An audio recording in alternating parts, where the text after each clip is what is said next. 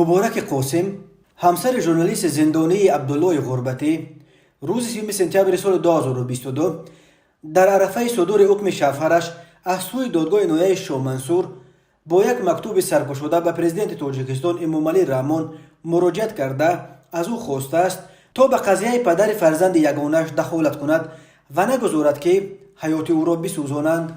مبارک قاسم در آغاز نامش امامعلی رحمان را با جشن 70 سالگیش که هفته آینده روز 5 اکتبر فرا میرسد تبریک گفته، سپس یادداشت کرده است که شوهرش عبدالله غربتی اینک قریب 4 ماه باز در بازداشت قرار دارد. این واقعه وقتی روی داد که ما در عائله از میمون نو آمده فرزندمان مسعود که به شرف احمدشاه مسعود پدرش نامش نهاده است شادی میکردیم. فرزند ما نیز همگی 4 ماه دارد، ولی در این خردی از نوازش و دوستداری پدر محروم شد.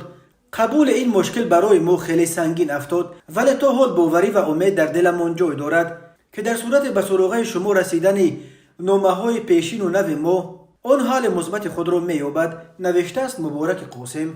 او می‌افزاید که با پرونده شوهرش شنو شده است و با اطمینان گفته می‌تواند که عبدالله هیچگاه اعضای حزب ممنوع نهضت اسلامی که با این اتهام متهم است نبوده است و نیست.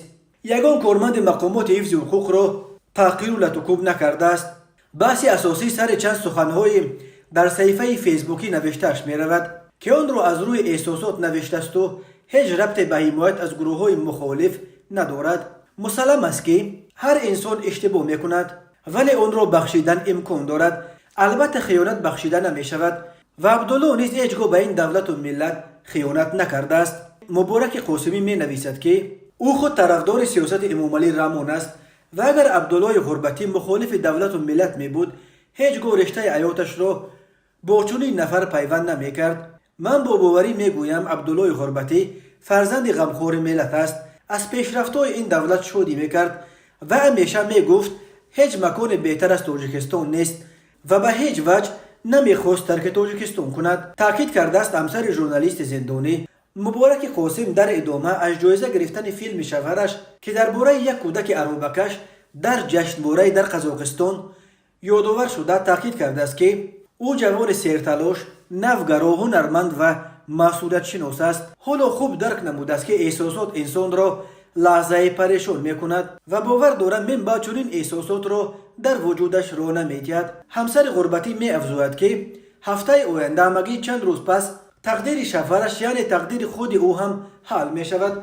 طلب پرکرور نهایی شاه شهر دوشنبه برای 8 سال روانه زندان نمودن یک جوان که همگی 26 سال دارد، روانه زندان نمودن پدر فرزندی که همگی 4 ماه دارد و جدایی یک عائله نفتشکیل خیلی ناعادلانه است، ولی باز هم امیدمان از قرار نهایی که از جانب سود نهایی شاه داده می شود بزرگ است. باور دارم شما با حقیقت واقعی شنا شده برای به زندان نفرستادن یک جوان هنرمند و آینده‌دار مساعدت خواهید کرد.